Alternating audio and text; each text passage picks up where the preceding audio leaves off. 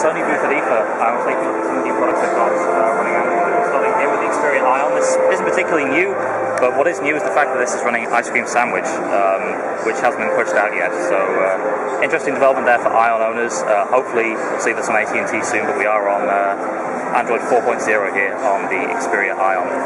Same old design that we've seen before. Different colour here. We've got this red version as well. So moving on, we've got the Xperia V. This is the new sort of mid-range LTE version from Sony. It's got this arched back, which is familiar in all the new Sony phones. It's got this new launcher as well. Works in any orientation. Sometimes, yeah, it's a little bit behind itself there, but there we go. So, like all the Sony phones here, it's running Ice Cream Sandwich. Similar internals to the rest of Sony's high-end stuff. We've got an S4 in here, dual-core Snapdragon. 4.3-inch HD screen on here with Sony's Bravia technology. Does look very nice. Difficult to show on video, but everything is very, very vivid, and there's been a marked improvement in viewing angles from, I think, some of the earlier phones like the Xperia S. Next up we have some more international stuff. This is the Xperia T. So it comes in a few colours. We've got black here, white, and sort of silverish colour as well. Different texture on the silver one as well, so that's pretty interesting. Powering it on, it's pretty much the same software as we've seen on these other devices. On-screen buttons, which is going to be a big thing for Sony. I think we've got on all three there. So putting this one aside, we can see the big brother of this is the Xperia TX. Slightly different setup, very similar phone though. We've got removable storage on this one, this compartment here, and slightly different button setup, but I think this is maybe a touch heavier and a touch thicker as well. So differences in storage configuration, otherwise pretty much the same hardware, and you would really struggle to tell these two phones apart. We've got a 720p 4.6-inch HD screen on here, so it really is as good as any display we've seen on the smartphone. I think this probably measures up pretty favourably against the HTC One X, which is really is saying something. We move along here, we've got a few more colours of the TX, so this fancy pink version here, and kind of a more glossy white version as well. So not much difference between these two handsets, but what we're told is that these will be for different markets, so we probably won't see this and this alongside each other in the same country. And at this end we have the Xperia J's new entry-level device, 800 MHz CPU. But to look at it, you wouldn't really tell the difference between something like the TX. It's, again, arched-back design like the Xperia Arc, we really like that. Build quality, very nice, and actually all of these are very sort of sturdy devices in the hand. So, kind of a low-end version of this, although to look at it, there isn't a huge difference in responsiveness, maybe a little bit slower, and certainly something like this wouldn't have the gaming and high-performance credentials that this thing does.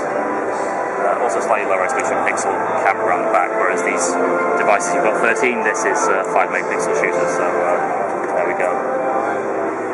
Moving on here, we've got the waterproof Acro S. This is kind of an intermediate device running Ice Cream Sandwich again. With this waterproof, I'll show you some waterproof demos in a minute, but this is a device that's just going to be appearing in the UK very shortly, I think. It's already launched in a few countries, but it's essentially an Xperia S with waterproofing on the front and Ice Cream Sandwich on the box. Got this weird button setup here, the physical buttons that we know from earlier Sony phones. So next up we've got Sony's range of waterproof phones and tablets, starting with the Xperia Tablet S here, obviously a splash-proof display on the front. So we've got water spraying on it here, and it hasn't fried it yet, so it's holding up pretty well.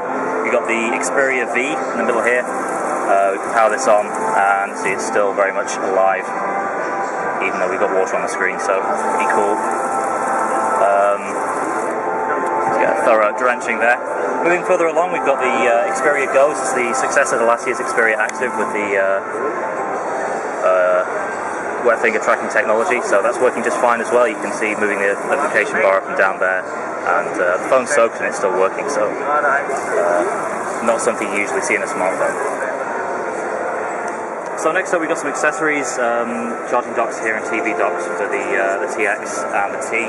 Successor to last year's Smart Dock, so they're connected here. You can see the mirror image on the TV behind us, and it's also got USB around the back as well, so plug in for charging, or USB host, which is pretty cool. So you can see full phone experience and phone UI on the TV. If we bring something, say, like a browser, then we can get the full browser window on top there. Moving along to this other side, we've got smartwatches here, all fully functional here, it would seem. So,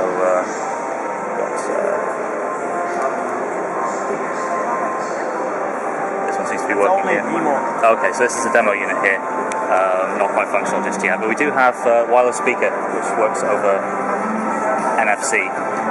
So if we want to have a quick look at this working, playing music through NFC on the Xperia phone. I will try.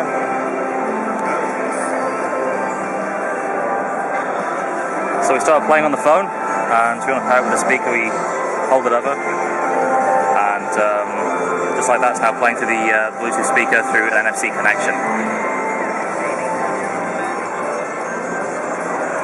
Very cool. So finally we've got the Xperia Tablet S. We saw this yesterday. It's a new ice cream sandwich tablet from Sony. But we've got a bunch of accessories we want to show you around here as well. So we've got the tablet here with its unique little case thing. It also doubles up as well as a QWERTY keyboard, as you can see on this one here. It's really slide over here, and we can go to androidcentral.com, hit enter, or also got home and back on these other buttons there. Moving along, we've got the docking stand. So you set this in landscape mode. Just fit it in like so, and move it around into portrait if you want. We've also got this charging stand here. It's pretty much the standard landscape dock mode, and that just slots in there, so you can use it at a certain angle. So there you go, very quick tour of the Sony booth at IFA. A lot of cool stuff here, and looking forward to getting your hands on with some of these products in the months ahead. Thanks for watching.